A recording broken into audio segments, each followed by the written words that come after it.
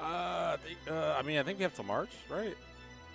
Let's not worry about taxes. Let's go ahead and give the people what they really want. Death. No, not death, nor taxes. It's Whispy versus Phenom. Winner's quarters. Now, Whispy to get here has barreled his way through some really great players. Yeah. Lightning Cam, first victim on one of our first victims on stream to fall to Whispy and his Cloud, though. This time it seems like he's really picking that Diddy Kong. And that's what I've known him for. That's what I've seen Whispy play the most. And his Diddy is phenomenal at that. He will go for the very flashy, very early kill options. And I'm excited to see how he interacts with a player like Phenom, who we've seen here week after week after week, polishing his Fox, polishing his Greninja. We're going to be seeing his Fox first.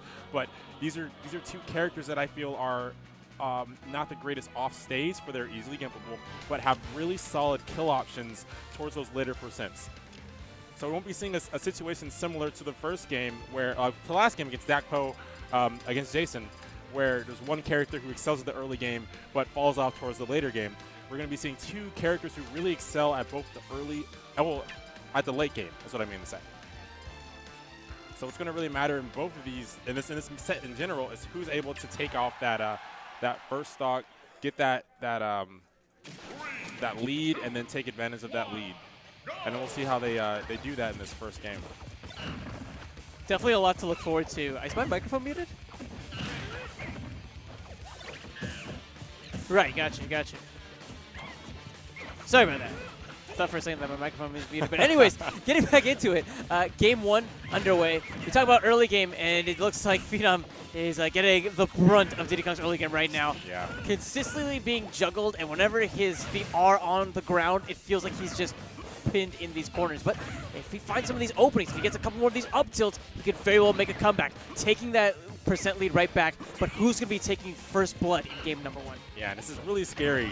With Fox, you don't want to get caught with him in the air, because he can hit you with a soft aerial into an up smash. But with Diddy, one banana can seal your death, or possibly a down tilt. So there's so many situations that are far scarier for Phenom in this situation than it is for Whispy.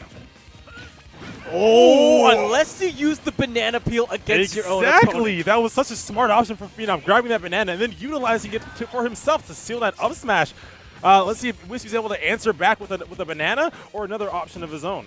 It has to be scary. You can't help but think twice. Whispy there was so smart. He's picked up on how Phenom isn't scared to utilize the banana peel for himself, and that's why he put out the back air, understanding that Phenom would go for it. So now maybe Phenom's the one who has to think twice about grabbing the banana peel rather than Whispy thinking twice about even pulling it out. Yes, exactly.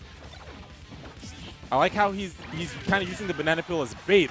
Right there, using it to seal the stock, but he's been throwing it at Phenom, shield, in order to make him go for the grab. Like you said, baiting him towards it, making him try to get it, and instead of him thinking twice, he's eating Whispy's committal options from that bait. Whispy, if he maybe had a little bit more drift towards the right, could have slammed down on Phenom with that dare. Instead, Phenom still maintaining a very healthy percent lead. Whispy, we saw just how potent he could be at these early percents. He got a really great succession of strings. He did a great job of juggling and cornering Phenom, but Phenom has really found his footing and has a lot of momentum coming into the late game.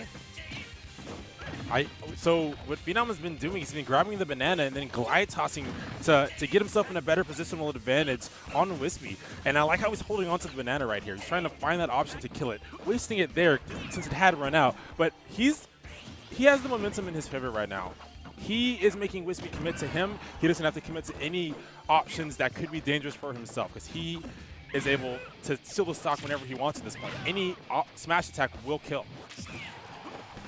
Whispy a bit off with the timing there. Banana. Yeah. That banana just saved him. What Phenom was trying to do was come in and kill him. Banana. Oh. Well, this is exactly what Whispy needs to do. It's what we saw at the beginning of this game, was consistently cornering Phenom, taking away all of that stage control. Yeah. Not really giving him too many avenues of escape. Already getting arced on the falling nair. Yep. Reverse hit falling nair at that. And then he just runs back, gets the chase down up smash. Yeah, that was excellent. Like I was saying, you have to watch out for Fox while he's in the air. Any of those soft-hitting aerials can lead right into a up smash. So you need to be very careful while he's in the air. Kind of respect Fox when you're at those late percents while he's floating near you in the air. great stuff from Phenom, getting that kill confirmed as Whispy was starting to bring the game back, not letting it get taken from him after he had such a commanding lead towards the end there. I noticed that Whispy has this tendency to be very airborne, and I saw him kind of burn his double jump from time to time, actually, put himself in some potential precarious situations, and I wasn't sure to myself whether that was simply a bait, but I think for him, I really want to see a really good ground game more than anything else, right? Yes. I want to see him utilize the peel a bit more efficiently. I'll see him get a lot more of these grabs, because as you can see, when he gets some of these grabs, he really puts on a lot of percentage. And Fox can't say the same whenever Fox gets the grabs, because Fox doesn't have those nice follow-ups. Exactly, like you were kind of touching on, Whispy getting these setups, utilizing the banana better, and then getting these grabs, which that banana's going to help him with. But Phenom, if he's able to utilize Whispy's banana better than Whispy, he's going to be in a really precarious situation right there. Phenom holding onto that banana and setting up for a dash attack. There's so many scary situations that Whispy can be put in because of his own projectile. Gets the timing right the first time on the down tilt, fails to do so the second time though. Phenom getting to that dash attack, but instead of going and potentially trying to force the stock, he runs back and guaranteed gets control of the banana peel. But Whispy, he gets Phenom off stage just long enough to pull it right back out, and this time simply using it as a bait, doesn't want to pick it up yet. He wants to limit Phenom's options of recovery. Yes, and a really good job there. When he got caught in, his Phenom was trying to pick it up while he was jabbing, unable to, and then Whispy's able to punish. Right now, Phenom guarding the banana. Whispy's trying to come and pick it up. It's become kind of a cat and mouse game. The banana's the cheese. Both of them are the mouse trying to get the cheese. Both of them are trying to play the cat, and it just goes up to who can succeed, and Whispy's the one who first gets the bait, lands that banana into the up smash. He is now in the lead. Let's see what extra credit he can bring up, or Phenom's going to be able to seal his stock, putting himself in an even game.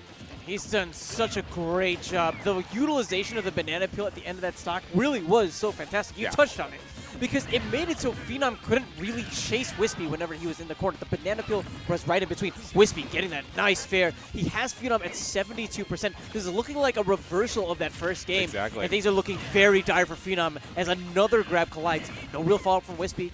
Phenom trying to come in, get a little bit of momentum established of his own. If he gets some of those up tilts, we saw just how devastating they could be in the end of game number one. Phenom was able to rack up so much damage with them. He has the peel in hand, but how will he utilize it? Will he even get a chance to?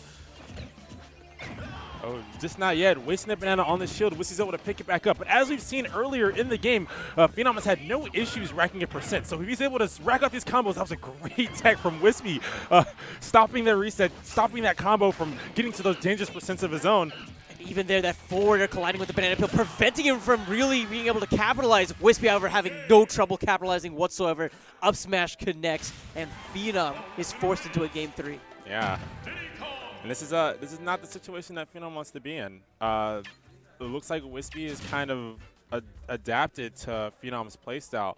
As you said, we saw a complete reverse situation of the game one in that final stock there. We had Whispy in the lead, Whispy at the percent difference. The only difference is Phenom wasn't able to bring it back as much as Whispy did, and Whispy was able to seal that stock with that setup, the down tilt into the up smash. So I think Phenom's going to be thinking about a possible character switch here. Potentially. Or not. Potentially. I also want to praise Whispy on not really burning his double jump as much as he did in game number one. Whenever he would play airborne, he would do a lot of short hop aerials, which did a really good job of intercepting Phenom and either keeping him juggled or keeping him in the corner. Yeah. And I think that reasons like that is why he had such a strong lead whenever they both were at their last stocks. Yeah. But Phenom, this counter pick of Battlefield, you know, those platforms allow him to just do so much and be so dangerous with those runoff aerials and options like that. And it could potentially give him new avenues to deal with the peel. If he can maybe utilize those platforms and just use the movement that comes with them to maybe avoid that peel entirely, it could present another way of shutting down one of Whispy's vital tools that he's been using in this series. Yeah, exactly. And we've already seen a really good start for Phenom here. 102% on Whispy. Trying to go for the ledge trump there. However, Whispy buffering that recovery, but that air dodge will seal his demise. The up smash, 25% on Phenom right now in a wonderful position. Whispy taking some time to gather himself before he goes right back into the onslaught that is Phenom right now. He had the turnaround grab knowing that Phenom would go for it, but he didn't have the right positioning to ensure that he would be able to snatch Phenom up before Phenom snatched that banana peel. Whispy can definitely bring this back. Yeah. It's going to come down to more situations where he can take away this control that Phenom has. Because when Phenom is in control, he doesn't just control the stage, he controls the entire tempo of the game as well. Exactly. Kind of something you were touching on after the first game is that Whispy spends a lot of time in the air. He's not having a lot of solid ground options, and that's kind of what Phenom is capitalizing on right now. He's taking advantage of the lack of ground options that Whispy is using. And he's been able to punish accordingly. Right now, Whispy not even pulling out the banana, not having the time to, as Phenom knocks him around back and forth and maintains great stage control. We've played with Lightning Cam so many times that we know whenever Diddy Kongs are going to be doing some of those really silly shenanigans with the barrels. But Whispy still getting that command grab, still getting a little bit of extra damage, but it's going to be about how he closes out the stock. Fair. Great choice there. In a good position. Trying to slam down, but just barely. He rides the side of the stage, comes at an excellent angle, is able to avoid that aerial entirely. So this is like a really bad position for Whispy here. He's at the kind of percents where Rage is going to mess up a lot of his setups out of down tilt. So he's going to need to rely on options like aerials or setups out of the banana. Fox being a faster faller at these low percents, he has a few setups, but right now Phenom's in a great at a great advantage. Any aerial will lead into the up smash. Whispy's going to need to be careful. Oh my God! Oh goodness! If he was at a higher percent, that could have possibly been it. We are Whispy though. Whispy though.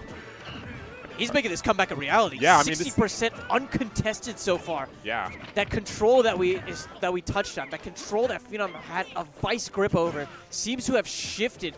The entirety of this match really has seemed to shift in favor of Whispy, but Phenom, it just takes one up tilt, and all of a sudden, things look dire yet again for Whispy. Oh, wow, that's...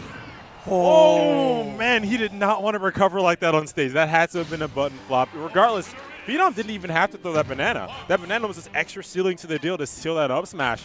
But, wow, I did not expect that up B to come out from Whispy. I didn't either. I can't think that it was the real deal, you know? Yeah. I can't think to myself that was the real deal. I just had to feel like he had different plans. But yeah. Unfortunately, what happened fell right into Phenom's plans. He gets that final up smash. He takes that final stock, and he ends up taking that set 2-1. Yeah, great stuff.